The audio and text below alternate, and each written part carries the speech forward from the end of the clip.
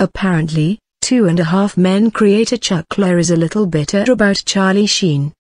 At least, that's the takeaway from the series finale of Two and a Half Men, one of the most popular shows on TV for the last decade, which was basically an hour-long slap at its former star. Can you blame the writers? The erratic actor certainly put them through a lot. But Lorre and the writers got the last laugh, literally, as they heaved insult after insult at Sheen, certainly as payback for his infamous 2011 meltdown that temporarily halted production. Also not helping matters, Lorre offered Sheen a cameo in the season finale, but he turned it down. See below. From jokes about drug use to prostitutes, the writers appeared to delight in reminding viewers about all of Sheen's very messy public scandals. The finale's set up, though Sheen's character Charlie Harper died in the season 9 premiere after getting hit by a train, setting up the introduction of his replacement Ashton Kutcher. It turns out Charlie has been alive all this time. He was just trapped in a dungeon by his stalker-turned-wife, Rose, Melanie Linsky, but managed to break out and escape. Anyway, Charlie is now on the loose and seeking revenge because he's incensed that anyone had the nerve to continue life as usual without him. Sound familiar? Here are some of the shots taken over the course of the episode, with some fact-checking about real-life incidents. Joke: Charlie's brother, Alan, John Cryer, learns that Charlie has $2.5 million of unclaimed songwriting royalties, and naturally tries to get the money.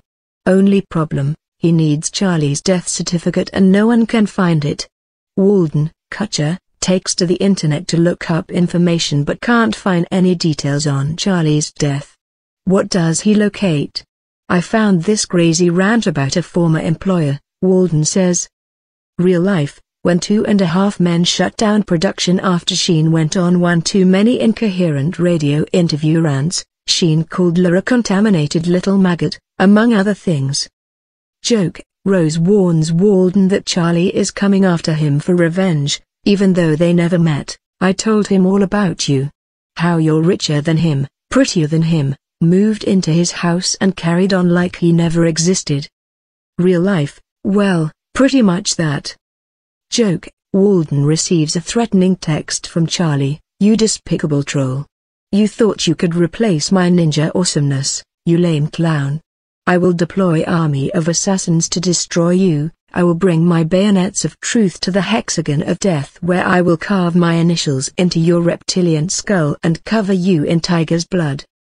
Real life, during his many interviews in 2011, Sheen indeed frequently brought up assassins, truth, ninjas, and tiger's blood.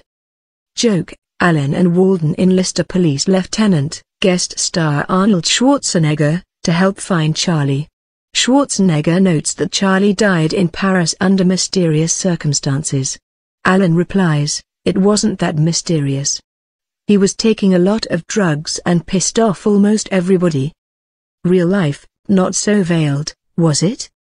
Joke: Walden: "This guy has some serious rage issues." Schwarzenegger: "Has he tried anger management?" Alan: "Yeah, but it didn't work." Real life: "Hey, anger management lasted 100 episodes." Joke: "Why Charlie's seeking vengeance for Alan, he didn't think I could go on without him. He thought I was more of a supporting character in his life. But it turns out I was more of a co-lead." Real life, Sheen did call Cryer a traitor and a troll. Jokes on him: after Sheen's departure, Cryer was allowed to enter the Emmy race as a lead actor instead of supporting, and won the trophy in 2012. Joke: Walden: "I'm not letting Charlie drive me out of this house. I reward his bad behavior." Alan: "Yeah, that's only supposed to happen in show business." Real life, the show did shut down for a few months, but stayed around for 4 more seasons.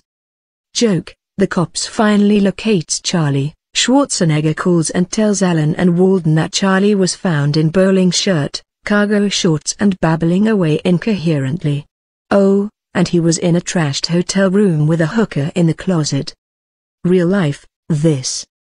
Joke: The Charlie that Schwarzenegger found was actually Christian Slater, who, in a cameo as himself, claims that someone drugged him, dressed him up in Charlie's clothes and left him with a screaming woman in the closet, who stole his watch. Real life, again, this joke. In the very last scene, a Charlie lookalike sneaks up to the house, apparently to murder Alan and Walden, except a piano falls on his head and dies. Zoom out to show creator Chuckler in a director's chair, smiling. Winning. He says. Then a piano falls on his head, too. The end. Real life, Sheen famously brought that catchphrase into the lexicon in 2011, and it's safe to say Lorre has probably dreamed of that type of ending for some time.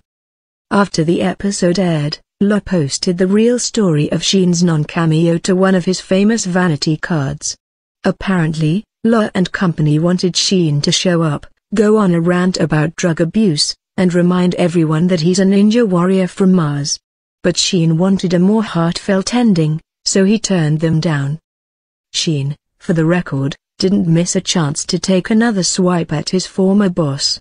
In a tweet earlier Thursday, Sheen plugged his much-anticipated cameo on network TV. On an episode of ABC sitcom The Goldbergs this week. "I go where the love is," Sheen wrote, proving that he, at the very least, has an ounce of self-awareness.